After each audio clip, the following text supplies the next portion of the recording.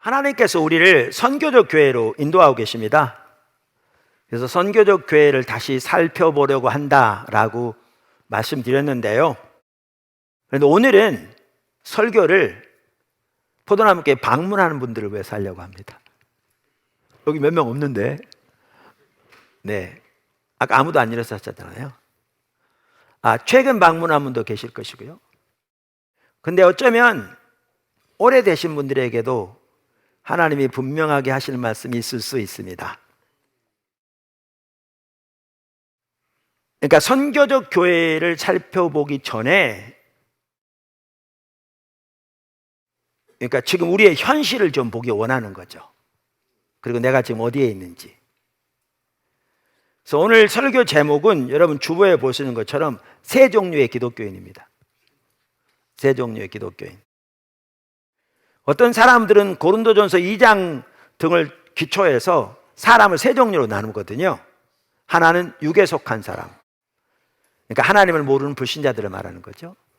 다른 하나는 육적인 그리스도인, 예수님을 믿는데 전혀 하나님 중심적이 아닌 육적인 그리스도인. 그리고 나머지 하나는 영적인 그리스도인, 성숙한 그리스도인을 말하죠. 그런데 저는 약간 다르게 기독교인들을, 특별히 우리나라에 지금 있는 기독교인들을 이렇게 세 종류로 나눌 수 있지 않을까 생각하고요. 그걸 보면 포도나무 교회가 추구하고 있는 방향이 어떤 방향인가라는 것을 쉽게 이해할 수 있습니다. 말씀드린 대로 오늘 설교는 방문하는 분들을 위한 것입니다. 첫째, 거짓 신앙책에 빠져있는 기독교인들이 많습니다. 잘 아시다시피 거짓 신앙책이라는 용어는 성경에 나오지 않습니다. 그건 제가 만든 말입니다.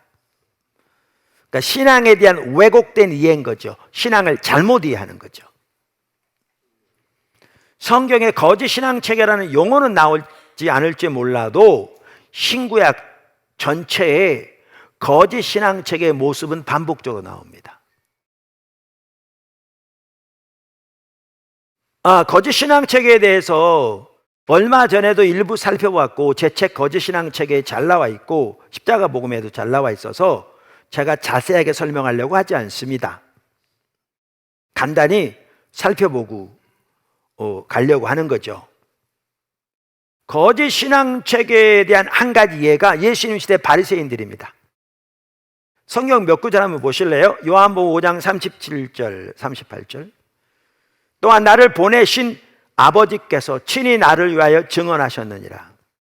너희는 아무 때에도 그분의 음성을 듣지 못하였고 그분의 형상을 보지 못하였으며 그분의 말씀이 너희 속에 거하지 아니하니 이는 그가 보내신 이를 믿지 아니함이라.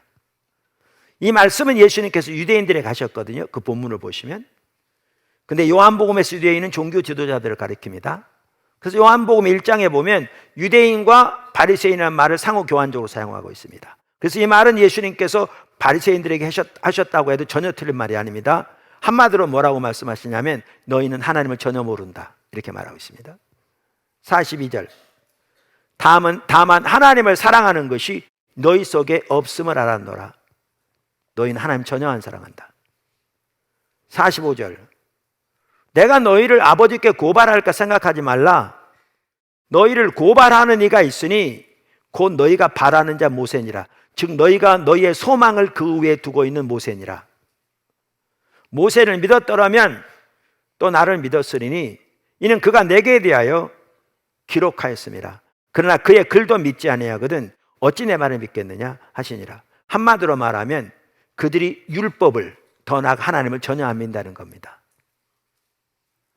그러면 바리새인들이 자기들이 하나님을 전혀 모르고 하나님을 전혀 사랑하지 않고 하나님의 말씀을, 더 나아가 하나님을 전혀 안 믿었다고 생각했을까요? 예수님도 인정하실 만큼 그들은 그들의 소망을 율법에 두고 살았는데 모름이 한 줄 아십니까? 우리 신앙에서 가장 기초적이고 중요한 하나님을 아는 것, 하나님을 사랑하는 것, 하나님을 믿는 것 등 성경이 말하는 참된 의미와 그들이 생각하고 있는 이해가 완전히 달랐다는 걸 의미합니다.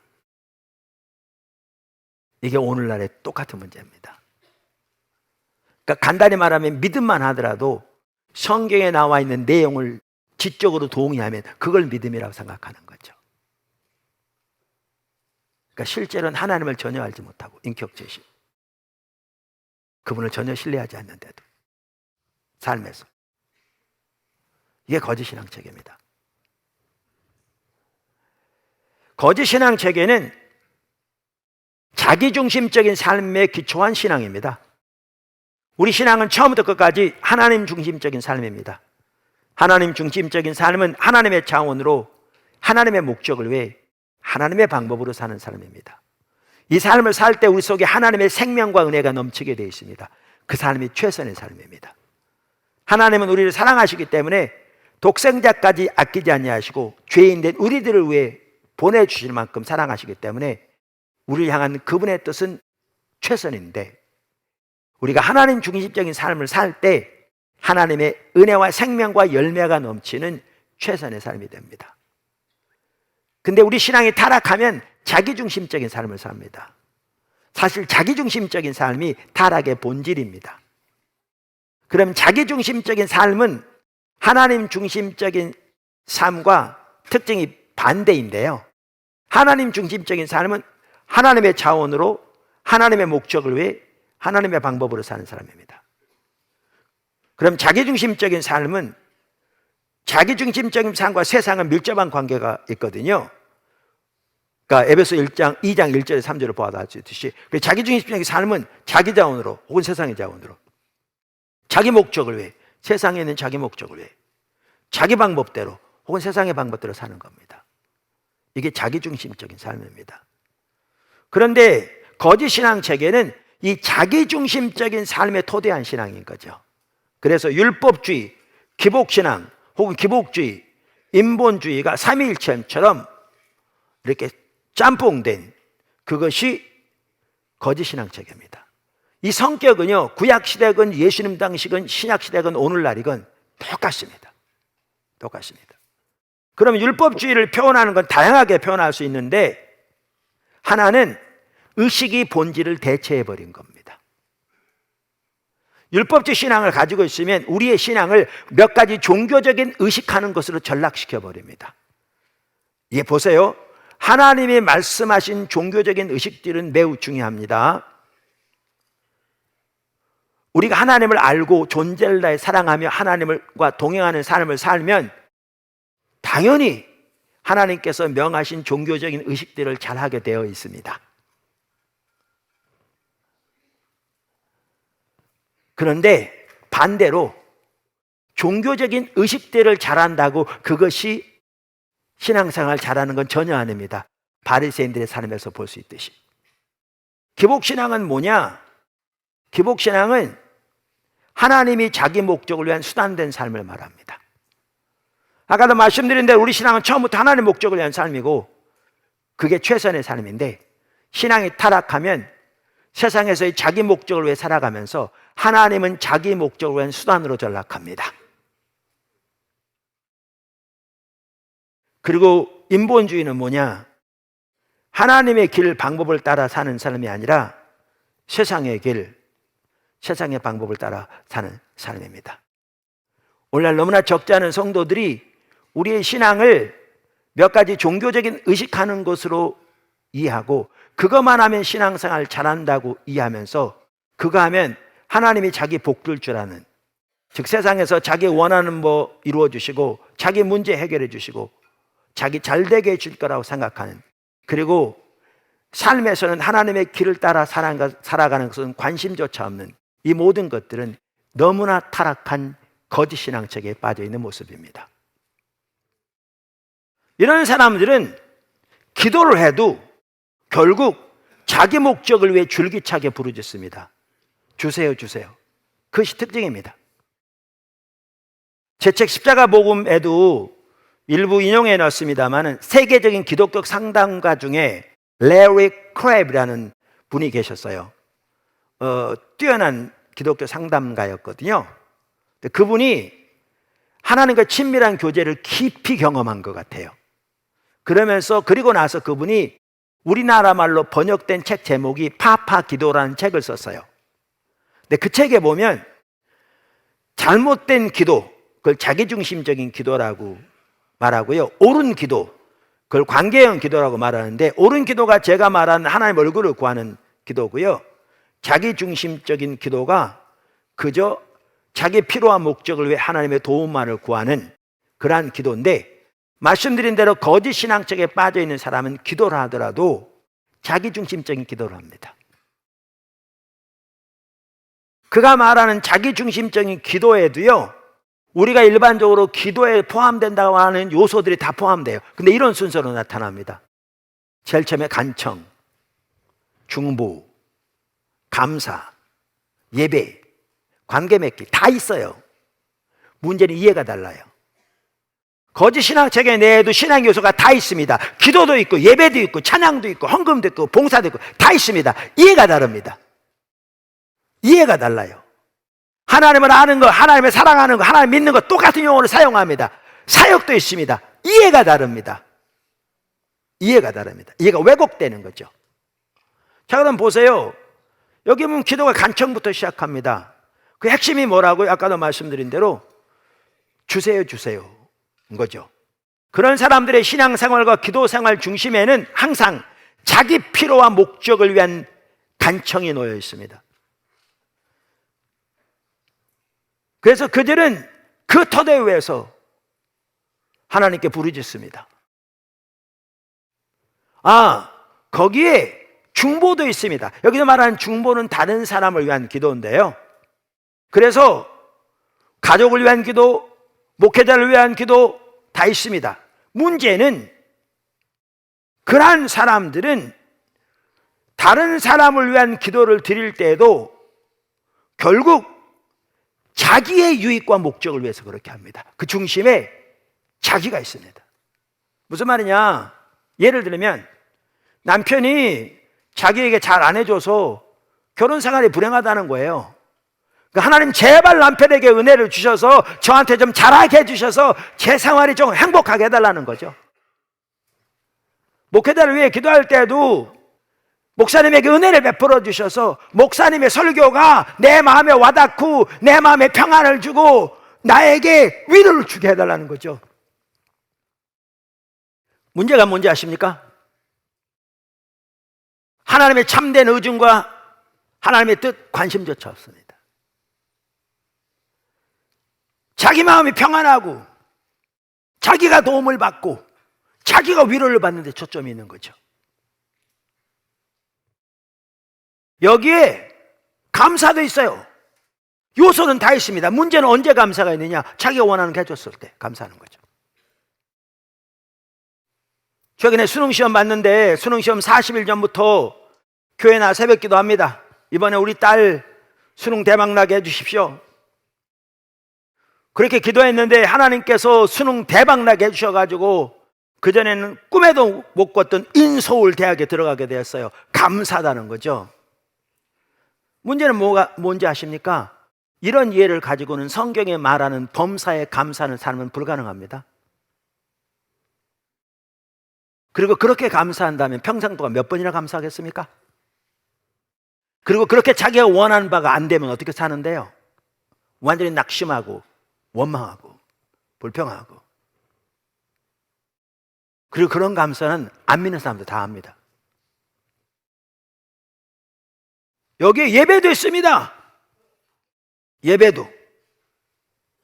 그래서 하나님께 예배를 드리되 그 예배가 자기 필요한 목적이 이루어지는 것을 조건으로 예배를 드립니다.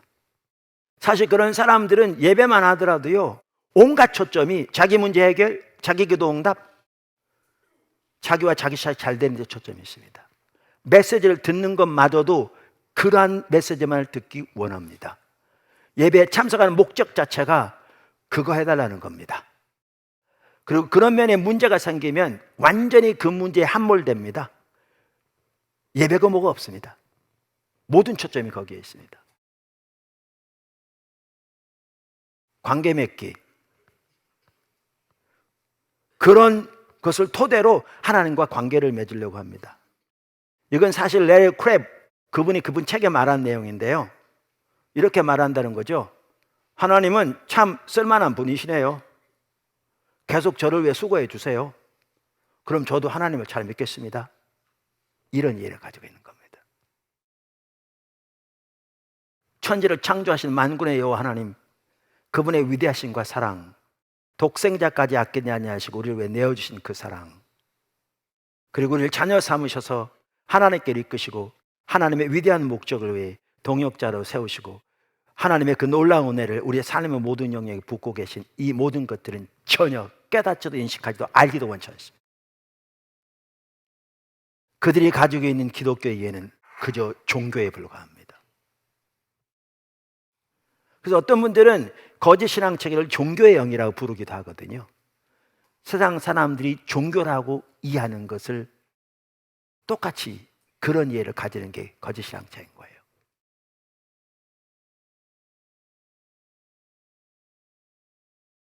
이것은요, 완전히 잘못된 신앙입니다. 문제는 그럼 이들의 구원은 어떻게 되느냐는 거죠. 이들의 구원은 바리새인들처럼 종교적인 의식들은 누구보다 뛰어났고 성경적인 지식은 누구보다 뛰어났고 그 지식이 정통적이었지만 그들은 예수님을 전혀 알지 못했고 하나님을 전혀 알지 못했고 하나님을 사랑하지 않았으며 그들은 하나님의 말씀을 전혀 진정으로 신뢰하지 않았고 그 삶은 그걸 전혀 반영하지 않았거든요. 이미 살펴본 대로 그들은 구원받지 못합니다. 주님을 안 믿었으니까요. 종교적인 의식이 우리를 구원해 주지 않습니다. 예수님께서 니고데모에게 하신 말씀만 보아도 아시듯이. 반면에 갈라디아 교회 같은 경우에는 성령으로 올바로 시작했습니다. 그런데 율법주의에 빠진 거죠. 그러니까 사도 바울이 너희가 성령으로 시작했다 육체로 마치겠느냐, 그러면서 절규하면서 그들을 돌이키려고 노력합니다. 내가 해산하는 수고를 한다. 이 경우에 그들은 어떻게 되는가? 저는 그들이 구원받을 수 있다고 생각합니다. 왜냐하면 저는 우리가 예수를 믿는 믿음이 참된 믿음으로서 구원을 받으면 그 구원을 잃지 않는다고 믿는 사람이거든요. 근데 어떤 사람들은 구원을 잃을 수 있다고 믿는 사람도 있습니다. 사실 성경에 보면요, 둘 다 이해할 수 있도록 그렇게 돼 있습니다. 보는 관점에 따라서 어쩌면 그렇게 정확하지 않는 게 더 하나님의 뜻인지도 모릅니다. 늘 경각심을 가지고 주와 동행하는 삶을 살도록. 어찌됐든 저는 개인적으로 우리의 믿음이 진정한 믿음으로 우리의 구원이 참다운 구원을 받았으면 그 구원을 잃지 않는다고 믿습니다. 그런데 그래서 그 갈라디아 교회 같은 경우에는 그 믿음이 올바로 시작했으면 구원은 받을 거라고 생각합니다. 제 믿음으로는. 그러나 그 구원은 불 가운데서 받는 것 같은 부끄러운 구원이겠죠. 더 나아가 살아있는 동안에도 하나님과 동행하는 삶, 거기에 나온 하나님의 생명과 은혜, 하나님의 뜻을 위해 쓰임받는 삶 전혀 없을 것이고요. 그 결과는 영혼까지 미치게 될 텐데요.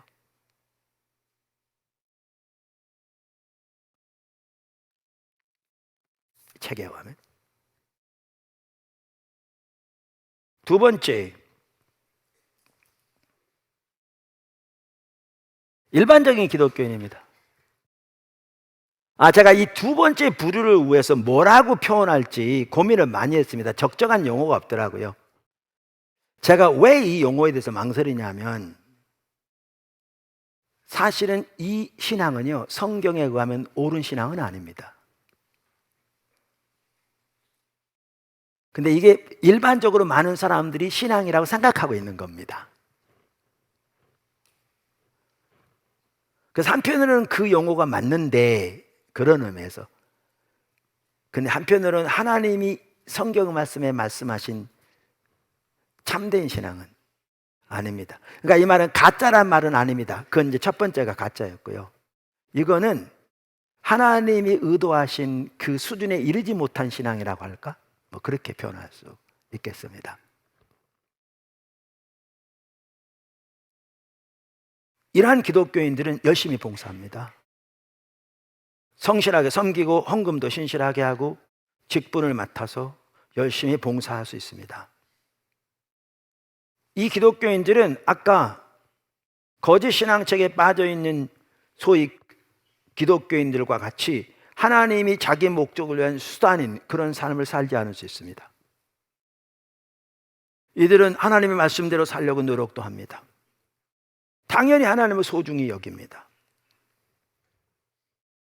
그런데 왜 제가 이들을 일반적인 기독교인이라고 말하는가 하면 이들은 성경에 말하는 참된 복음의 삶을 살고 있지 않으니까요. 다시 말하면 이들은 십자가 복음의 삶을 살고 있지 않으니까요.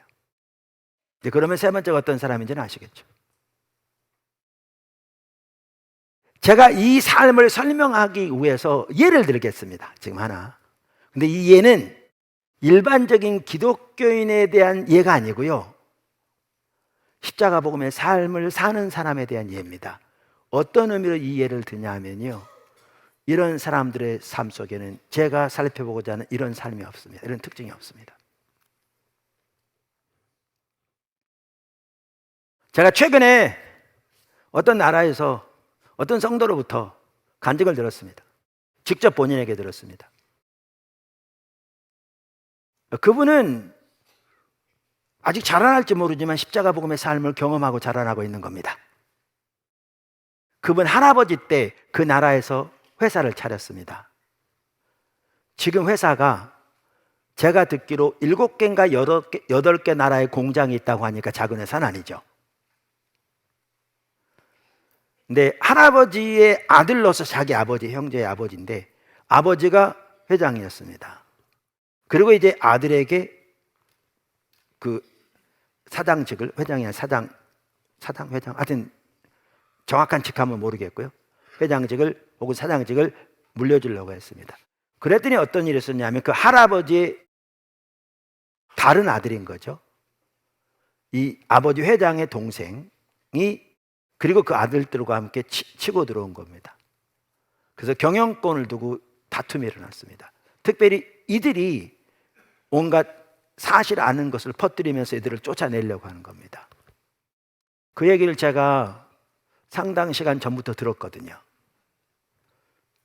그래서 중요한 일이기도 해서 그 나라 전체의 어떤 하나님의 일에서도 제가 보기엔 중요할 것 같아서 늘 마음에 품고 있었거든요. 근데 최근에 들은 얘기입니다. 직접. 이 형제가 그 나라에서는 제일 뛰어난 변호사, 법무법인의 변호사를 샀답니다. 주변에서 다 이겼다고 말했답니다. 이제 이겼어. 근데 졌습니다. 근데 그 형제는 코로나 기간 동안에도 계속해서 주님을 찾으면서 때로는 시편을 또 깊이 읽으면서 성경을 통해서 하나님이 구체적으로 자기의 삶을 인도하시는 것을 경험하게 됐습니다. 그러면서 하나님께서 이걸 딱 읽고 난 다음에 자기가 하나님을 의지하지 않고 세상의 방법으로 의지했음을 정확하게 들추시면서 하나님 앞에 철저하게 회개했습니다. 그리고 하나님 앞에 하나님 외에는 어느 누구도 의지하지 않겠다고 다짐한 겁니다. 회개하고 돌이켰습니다. 저 반대편에서 이제 기자들을 동원해서 여러 이렇게 신문 같은데 이쪽 팀들을 공격한 겁니다. 그러니까 이 형제 아버지는 너도 기자들을 만나서 이걸 좀 신문에 내보내야 하냐, 반박해야 하지 않냐. 그런데 하나님께서 말씀을 통해서 또 기도 중에 입을 다물라고 하셨습니다.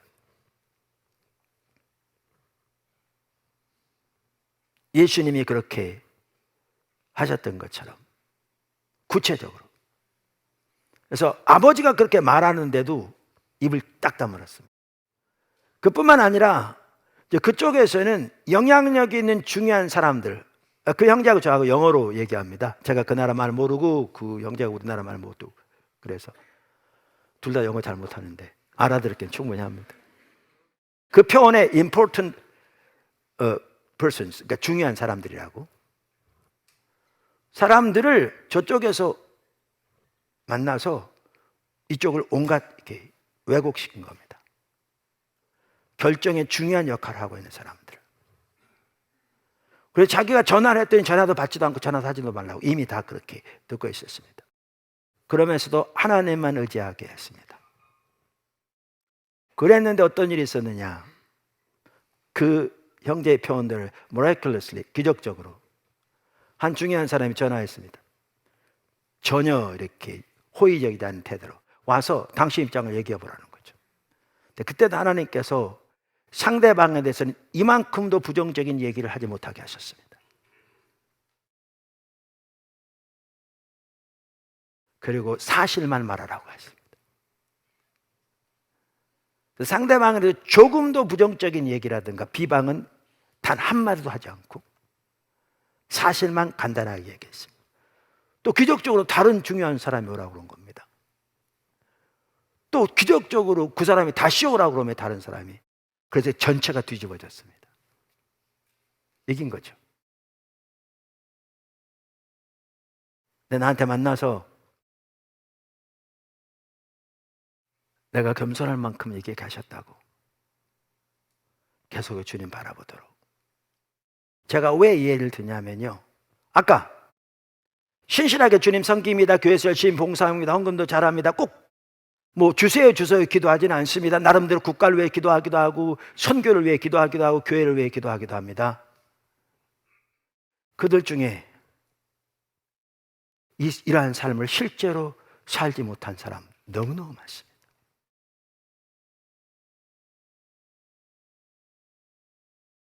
너무너무 많습니다. 기도만 하더라도 주세요는 안 할지 모르지만 나름대로 교회를 위해 기도하고 하나님 나라를 위해 기도하지만 하나님의 행하심을 보고 그 뜻이 이루어지도록 기도하는 기도는 할지 모릅니다. 하나님과 관계가 그렇게 열려있지 않기 때문에요. 모세처럼 느헤미야처럼 사무엘처럼 다니엘처럼 바울처럼 예수님처럼 그렇게 하지 않는 거죠. 자기 생각을 따라 하는 거죠. 자기 의견을 따라 하는 겁니다. 앞서가신 하나님의 행하심을 보고 그 뜻이 이루어지도록 그 뜻을 붙들고 기도하는 기도는 드리지 못합니다. 세 번째 종류는 십자가 복음의 삶을 사는 기독교인인데 그 사람이 많지 않습니다. 그게 우리 신앙인데, 그게 예수님이 말씀하신 신앙이고, 그게 사도들이 살았던 신앙이고, 그게 성경이 말하는 신앙인데, 십자가 복음의 삶을 한마디로 줄이면 이렇게 표현할 수 있습니다. 도표 여러 번 보여드렸죠. 우리 신앙은 철저하게 하나님의 말씀에 토대한 삶이고, 하나님의 말씀에 토대해서 오직 은혜, 오직 십자가, 오직 성령, 오직 믿음의 한 삶입니다. 그 삶을 통해 우리 신앙의 본질인 하나님과 친밀한 교제 가운데 거하며 하나님의 향하심을 보고 온 사람으로 동참하는 삶을 사는 것입니다.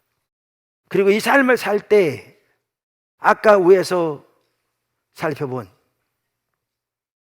그 일반적인 사람들이 경험하지 못한 성경에 말하는 진정한 하나님과 동행하는 삶의 그 아름다운 열매들 경험하며 사는 겁니다.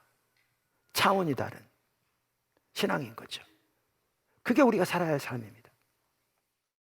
근데 여기에 가장 중요한 부분이 뭐냐 하면 하나님의 얼굴을 구하는 것입니다. 제가 귀 갖다가 붙도록 말한 하나님의 얼굴을 구하는 삶입니다. 거짓 신앙책에 빠진 사람들은 그저 주세요밖에 모릅니다. 모든 것이 거기서부터 출발합니다. 그리고 그걸 토대로 합니다. 아까 살펴본 대로. 일반적인 기독교인들은 그렇지는 않을지 몰라도 그저 일상적인 기도를 합니다. 교회를 위해서, 나라를 위해서, 이웃을 위해서, 목회자를 위해서.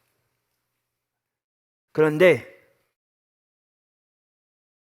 십자가 복음의 삶을 사는 성도는 무엇보다 우선적으로 하나님을 알기를 추구합니다.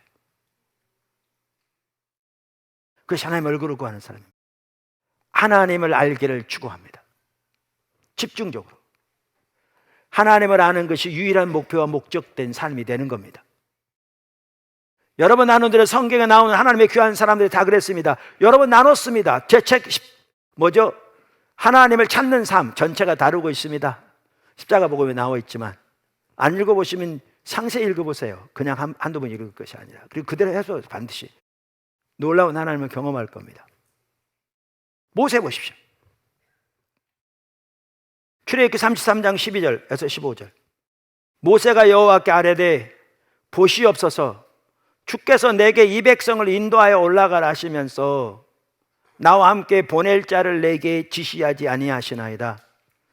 주께서 전에 말씀하시기를 나는 이름으로도 너를 알고 너도 내 앞에 은총을 입었다 하셨사온즉 내가 참으로 주의 목전에 은총을 입었사오면 원하건대 주의 길을 내게 보이사 내게 주를 알리시고 나로 주의 목전에 은총을 입게 하시며 이 족속을 주의 백성으로 여기소서. 여호와께서 이르시되 내가 친히 가리라. 내가 너를 쉬게 하리라. 모세가 여호와께 이르되 주께서 친히 가지 아니하시려거든 우리를 이곳에서 올려보내지 마옵소서. 우리가 여러 차례 살펴봤죠. 이스라엘 백성들이 광야에서 금송아지 만들어 그것이 자기들의 애굽에서 인도한 신이라고 숭배할 때, 그리고 온갖 음란과 방탕한 일을 행할 때 하나님께서 그들을 멸하시려고 하셨습니다. 모세의 기도를 들으시고 분노는 돌이키셨지만 하나님께서 모세에게 명하시기를 그들이 끌고 가나안 땅에 들어가라고, 하나님께서 그들의 조상에게 약속하신 대로 그 땅을 주시겠다고 하시면서, 그러나 하나님은, 즉 하나님의 임재는 그들과 함께 안 가겠다고 하셨습니다. 그때 모세가 올라가서 한 기도입니다. 그래서 하나님을 얼굴을 구하죠. 그랬더니 올라가서 하는 기도를 보십시오. 주의 길을, 주의 의중을 저에게 알게 해주세요. 그래서 제가 그 주의 길, 주의 의중을 따라 행함으로 주님을 더 알게 해주시고 지속적으로 주의 목전에 은총을 입게 하소서. 그랬더니 하나님께서 내가 친히 가리라, 내 임재가 너와 함께 가리라 그랬어요. 그랬더니 모세의 대답을 보셨어요? 주님의 임재가 함께 안 가시려거든 우리를 여기서 올려보내지 마옵소서. 그들은 맨날 먹는 게 만나 먹고 살았고요, 물하고. 오죽했으면 부추가 먹고 싶고 양파가 먹고 싶다고 그랬겠어요. 나중 일이지만 정탐 고문했을 때 장정 2명이 포도 한 송이를 메고 온. 근데 모세는 그 풍요보다, 그 승리보다 주님의 임재가 더 소중했습니다. 주님이 계신 곳에 함께 있기 원하는 거죠. 그러면서 주님의 길을 알아 그 가운데 행함으로 주님을 더 알고 주님의 기뻐하신 자리에 머물기 원한 거죠. 이게 그의 유일한 목표인 거죠. 이게 모세였습니다. 다윗 시편 27편 4절. 내가 여호와께 바라는 한 가지를 그것을 구하리니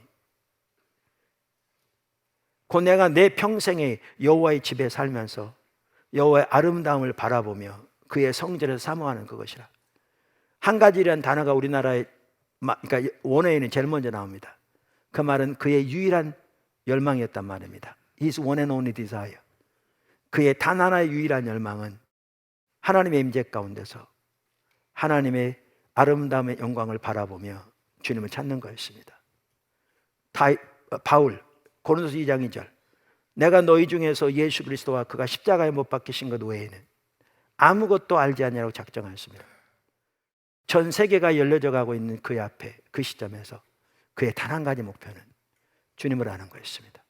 빌립보 3장 7절이야도 로마 옥중서신에서도 그는 그때까지도 주님을 아는 것이 그의 단 한 가지 목표로서 주님을 알게 달려간다고 말하고 있습니다. 이게 우리 신앙입니다. 제가 제 예를 여러 번 들었습니다. 저는 시골에 태어나서 교회는 다녔습니다. 어머님이 신앙생활 잘하셨어요. 근데 사실은 전혀 신앙이 진지하지 않았습니다. 제가 중학교를 마치고 서울에 친척 집에 살았는데 그동안의 신앙생활 전혀 기억에도 남지 않습니다. 교회 한두 번 갔을지 모르지만 그만큼 제 신앙은 명목적인, 그저 어려서부터 들은 대로 그냥 교회는 가야 돼라는 의무감에서 그러다가 아니면 말고 그 상황이었습니다. 그러다 고등학교 2학년 때 제가 폐결핵 3기 걸렸습니다. 아마 중학교 때부터 아마 한 3년 이상 앓은 것 같아요. 늑막염이 겹쳐서 쓰러져서 병원 갔더니 의사 선생님이 너 내 말 잘 들어야 살아. 그래가지고 휴학하고 시골에 가서 요양하면서 그 기간 동안에 기도원에 가서 기도하면서 예수님을 제 마음속에, 제 삶 속에 나를 위해 십자가 돌아가신 하나님의 아들 그분을 근본적으로 모셔드리고 제 삶을 온전히 그분께 드렸습니다. 그게 거듭나는 경험이었죠. 학교 복학해서 다니는 중에 1년쯤 후에 하루는 하나님께서 저를 목사로, 복음 사역을 위한 풀타임 사역자 목사로 부르신 것을 명확하게 제가 알게 되었고, 그렇게 하겠다고 제 삶을 주님께 드린 이후로 지금까지도 그 목표는 다른 삶을 생각해 본 적이 없습니다. 그때만 하더라도 일주일 동안 하나님께 저를 목회자로 부르시지 않았나 보다 하고 어떤 사건이 있어서 의심하는 기간이 있었는데, 일주일 동안 밥을 먹어도 직장을 가도 길을 가도 일을 해도 잠을 자도 어떤 인생의 의미도 없더라고요. 그래서 일주일 후에 하나님께 소명을 다시 확인시켜 주셔서 뭐 해야 되는데, 부족한 점 많았습니다. 당연히 어떨 때는 여러분보다 더 부족한 부분도 많습니다. 그러나 주님의 목표를 위해 살았고요, 주님 위해서 살았고요, 신실하게 나름대로 살았습니다. 제가 이제 목회를 미국에서 대학원을 마치고 한국에 돌아와서 목회를 시작했습니다. 신실하게 했습니다. 열심히 했습니다. 최선이라고는 감히 말할 수 없을지 모르지만 열심히 했습니다. 또 복음적으로 전했습니다.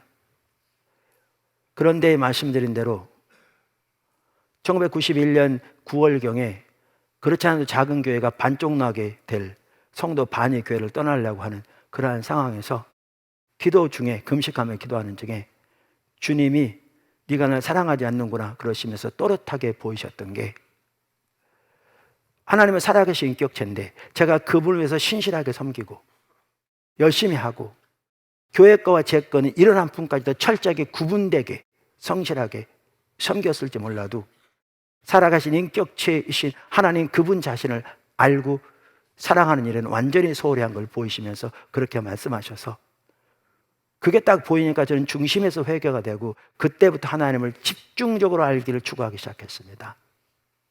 그 전에요, 저 일반적인 기독교인이었습니다.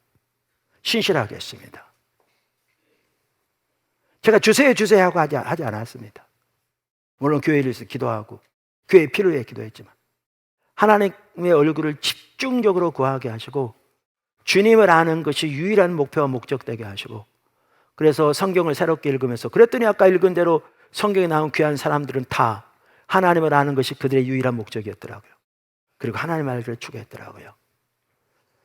그렇게 앞서간 믿음의 선배들 책을 보고 테이프를 듣고 기도하고 그러면서 그렇게 하나님을 구하니까 하나님의 임재가 회복되고 하나님이 주권적으로 앞서가기 시작하고, 삶에서 하나님의 살아있는 생명 역사들이 삶에 회복되기 시작하고 하나님의 길이 보여지기 시작하고 하나님의 비전이 또렷이 보여지기 시작하고 하나님이 어떤 일을 하고 계시고 저를 어디에 부르셨는가가 명확하게 보이기 시작하고 주님이 압도해 가시면서 따라가서 여기까지 오게 되었습니다. 하나님의 구속의 진정한 성격을 알아 이 시대가 하나님의 통치 가운데 회복되도록, 삶의 모든 영역이 그렇게 그리스도의 주되심 안에 회복되도록 하나님의 뜻과 비전, 이 시대의 하나님의 인도하심 깨닫고 그 원리에 붙들고 거기에 삶을 드리고 희생하고 헌신하는 거예요. 그거는 십자가 복음의 삶을 추구하는 사람들을 많이 추구할 겁니다.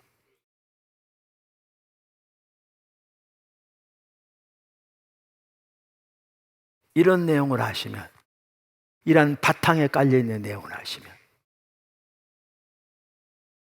우리가 하나님의 말씀을 들을 때에도, 하나님의 길을 배울 때에도 어떠한 자세로 들어야 할지, 어떻게 삼아야 할지 금방 알 수 있습니다. 십자가 복음의 삶은 우리 모두가 살아야 할 삶입니다. 오늘 읽은 본문 말씀 포도나무의 삶인데 신앙의 본질을 다루고 있잖아요. 그 바로 아래 16절 보면 15장, 너희가 나를 택한 것이 아니요 내가 너희를 택하여 세웠나니 이는 너희로 가서 열매를 맺게 하고, 포도나무의 삶 살도록 택하셨다는 거예요. 우리가 예수를 믿으면 하나님 만세전 우리 택하신 걸 알잖아요. 뭐 하도록? 포도나무의 삶 살도록. 우리가 바울의 서신서를 보면 십자가 복음의 삶은 우리 모두가 살아야 할 삶입니다. 예수 믿는 사람 단 한 명도 빠짐없이 모두가 살아야 할 삶입니다. 그런데 우리의 현실은 진짜 어떻게 보면 극소수라고 할 만큼 그 사람들만 십자가 복음의 삶을 추구합니다.